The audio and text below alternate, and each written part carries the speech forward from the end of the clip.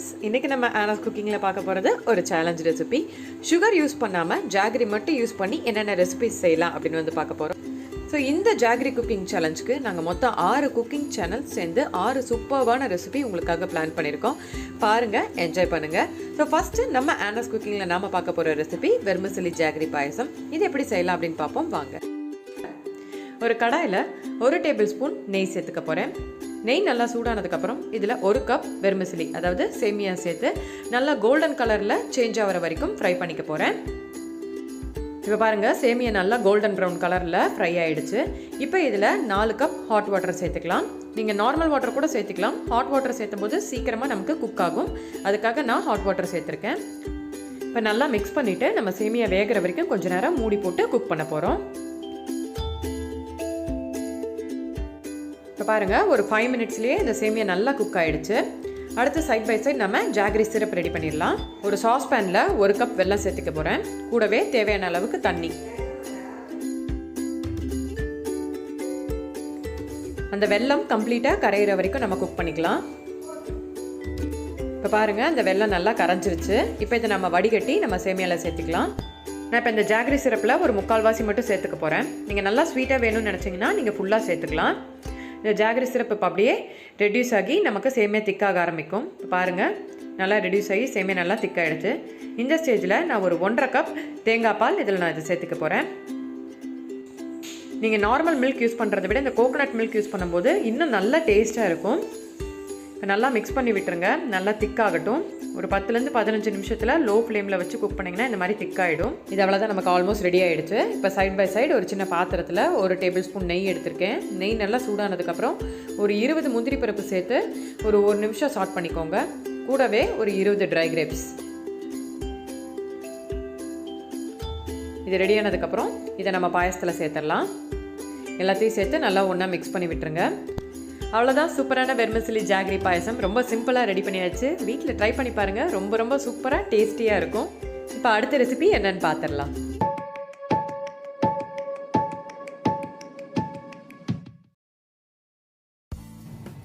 Hi friends, welcome to Anand's veg kitchen. இன்றைக்கி நம்ம jaggery சேலஞ்சில் பார்க்க போகிறது பொட்டுக்கடலை உருண்டை. வாங்க எப்படி பண்ணலான்னு பார்க்கலாம்.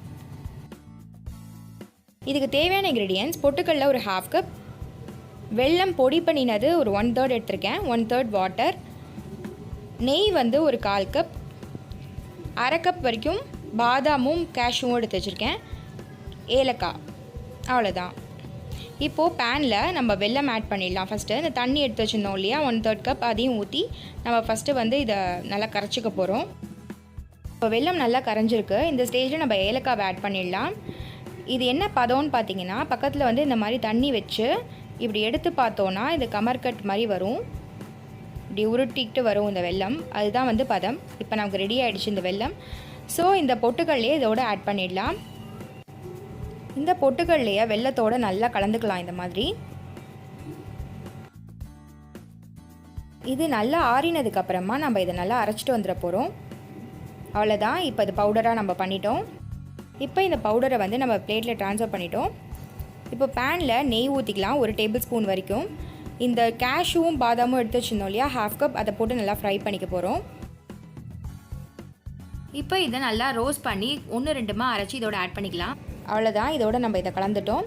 அடுத்ததாக பேனில் வந்து 1/4 கப் வரைக்கும் நெய் ஆட் பண்ணிவிட்டு அதை உருக்கிடலாம். உருக்கின நெய்யை வந்து இதோட நம்ம ஆட் பண்ண போகிறோம்.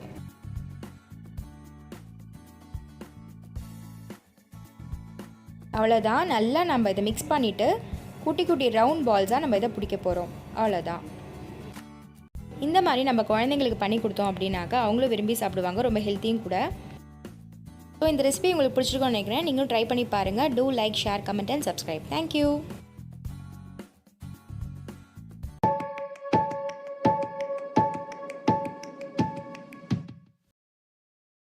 இன்றைக்கி இந்த ஜாகரி சேலஞ்சில் நான் பண்ணி காட்ட போகிறது இனிப்பு மாங்காய் பச்சடி.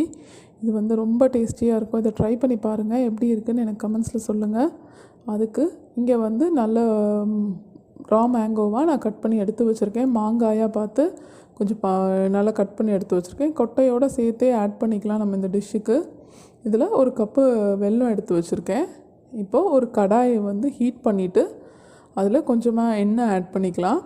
அதில் ஒரு 1/2 டீஸ்பூன் கடுகு, அதுக்கப்புறம் கொஞ்சோண்டு கருவேப்பிலை, கொஞ்சம் பெருங்காயம், இது 3 போட்டு தாளிச்சிட்டு அது கூட நம்ம வெட்டி வச்சுருக்க மாங்காயை வந்து ஆட் பண்ணிக்கலாம். மாங்காய் வந்து பழுத்திருக்கக்கூடாது, கொஞ்சம் நல்லா காயாக இருந்தால் தான் இதுக்கு நல்லாயிருக்கும். ஸோ அந்த மாங்காவை போட்டுட்டு நல்லா கொஞ்சம் வதக்கிட்டு ஒரு 2 மினிட்ஸ் வதக்கிட்டு அது கூட ஒரு டீஸ்பூன் அளவுக்கு சில்லி பவுடர் ஆட் பண்ணிக்கலாம். கொஞ்சம் கம்மியாக தான் ஆட் பண்ணணும், ரொம்ப காரமாக ஆகிடக்கூடாது இந்த பச்சடி. ஏன்னா இது வந்து கொஞ்சம் ஸ்வீட்டாக இருக்கும் இந்த பச்சடி. ஸோ சில்லி பவுடர் போட்டு லைட்டாக வதக்கிட்டு ஒரு 1/2 டம்ளர் அளவுக்கு தண்ணி ஆட் பண்ணி இது ஒரு 3 to 5 மினிட்ஸ் குக் பண்ணிக்கலாம் இந்த மேங்கோவை.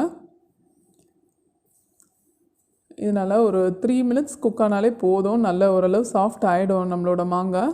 ஸோ நல்லா கொஞ்சம் நேரம் கொதிக்க விட்டுட்டு அதுக்கப்புறம் இதுக்கு தேவையான அளவுக்கு கொஞ்சமாக உப்பு ஆட் பண்ணிக்கலாம். இதுக்கு ரொம்ப உப்பு பிடிக்காது, லைட்டாக ஆட் பண்ணாலே போதும், ஒரு பிஞ்ச் ஆஃப் சால்ட் ஆட் பண்ணாலே போதும்.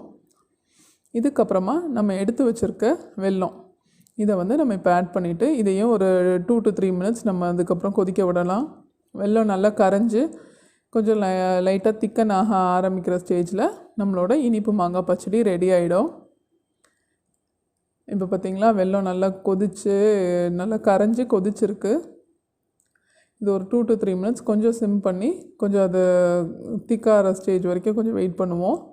இப்போ நல்லா ஒரு 3 மினிட்ஸ் கொதித்த பிறகு இந்த மாதிரி ஒரு கன்சிஸ்டன்சிக்கு வந்த பிறகு நம்ம வந்து ஆஃப் பண்ணி நம்மளோட இனிப்பு மாங்காய் பச்சடியை சர்வ் பண்ணலாம். இந்த பச்சடியில் இனிப்பு, புளிப்பு, காரம் எல்லாமே கலந்துருக்கும். ரொம்ப டேஸ்டியாக, ரொம்ப எம்மியாக இருக்கும். ட்ரை பண்ணி பாருங்கள்.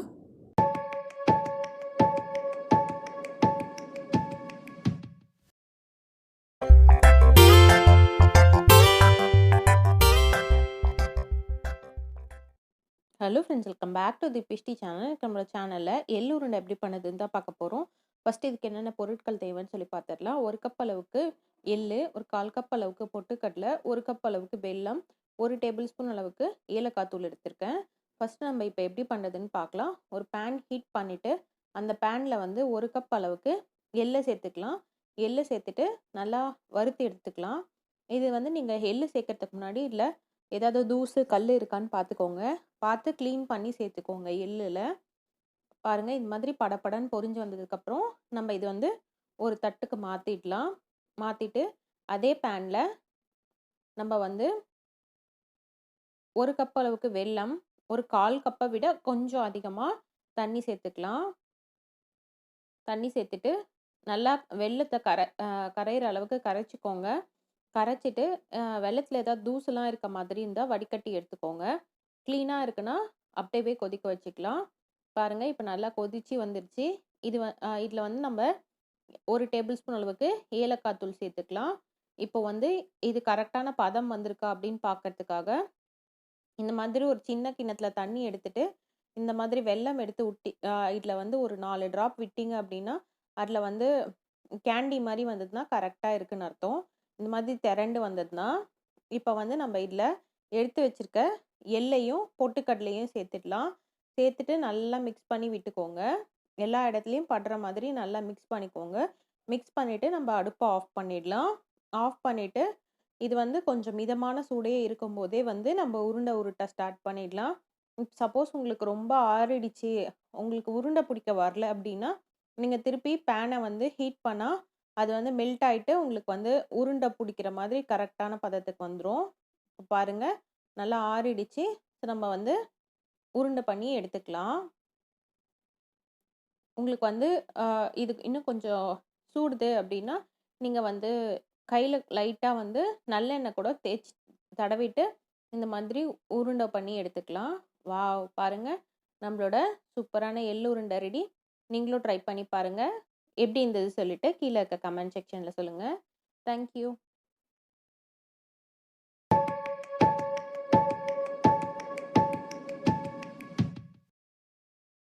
Hi friends, welcome back to my channel Family Lovers Lifestyle. இன்னைக்கு நம்ம சேனல்ல ஹெல்தியான ராகி லட்டு ரெசிபி பார்க்க போறோம். ராகி லட்டு ரெசிபி வெல்லம் யூஸ் பண்ணி பார்க்க போறோங்க. வாங்க எப்படி பண்ணலான்றத பார்க்கலாம். ஒரு பேன்ல நம்ம ஹீட் பண்ணி 1 ஸ்பூன் அளவுக்கு நெய் விட்டுக்கலாம். நெய் உருகின பிறகு 1 கப் அளவுக்கு ராகி மாவு எடுத்து நல்லா நம்ம ஃப்ரை பண்ணிக்கலாம். 5 நிமிஷம் நல்லா ஃப்ரை பண்ணிக்கலாம். லோ ஃப்ளேம்ல, ஹை ஃப்ளேம்ல வச்சிடாதீங்க, கருகிரும். இப்போ நாம இத நல்லா வறுத்தாச்சு. இத நாம இப்ப ஆற வச்சிடலாம். நாம இப்ப ஆற வச்சாச்சு. இந்த ராகி மாவை வந்து மிக்சியில சேர்த்துக்கலாம். கூடவே 1 கப் அளவுக்கு வெல்லம் சேர்த்துக்கலாம். நான் ரெண்டுமே ஒரே அளவுக்கு சேர்த்துக்கிறேன். நான் கூட கொஞ்சமா ஏலக்காய் பொடியும் சேர்த்துக்கிறேன். நான் வெல்லத்திலேயே நான் சேர்த்துட்டேன். சோ இதை நல்லா அரைச்சு எடுத்துக்கலாம். இப்ப அரைச்சு எடுத்தாச்சுங்க. கொஞ்சமா நெய்யை உருக்கி நான் விட்டு லட்டு செய்ய போறேன். கொஞ்சம் கொஞ்சமா விட்டு இந்த மாதிரி அழகா கிளறி இறுக்கமா பிடிச்சு லட்டு செய்யுங்க. பாருங்க, லட்டு ரெடி ஆயிருச்சு. நெய் வேண்டாம் நினைக்கிறவங்களுக்கு கொஞ்சமா பால் விட்டு, ஆறுன பால் விட்டு நாம லட்டு பிடிச்சுக்கலாம். பாருங்க, அழகான ஹெல்தியான ராகி லட்டு ரெசிபி ரெடி ஆயிருச்சுங்க. கண்டிப்பா நீங்க இதை ட்ரை பண்ணி பார்த்துட்டு கமெண்ட்ல சொல்லுங்க. until then, bye from Shakti. Thank you.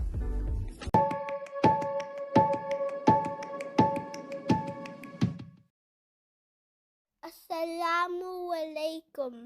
Welcome to our channel Food Capture.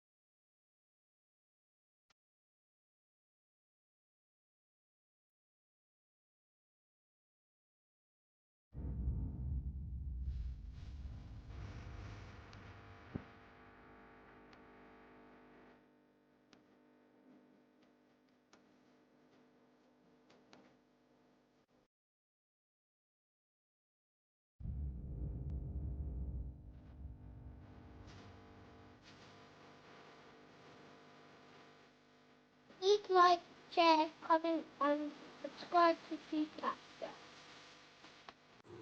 So எல்லாரோட ரெசிபிஸும் பார்த்துருப்பீங்க, என்ஜாய் பண்ணியிருப்பீங்கன்னு நினைக்கிறேன். இன்னும் நம்ம சேனல் சப்ஸ்கிரைப் பண்ணாதவங்க சப்ஸ்கிரைப் பண்ணிக்கிங்க. மறக்காம இந்த பெல் ஐக்கனும் ப்ரெஸ் பண்ணிக்கிங்க. தேங்க்ஸ் ஃபார் வாட்சிங்.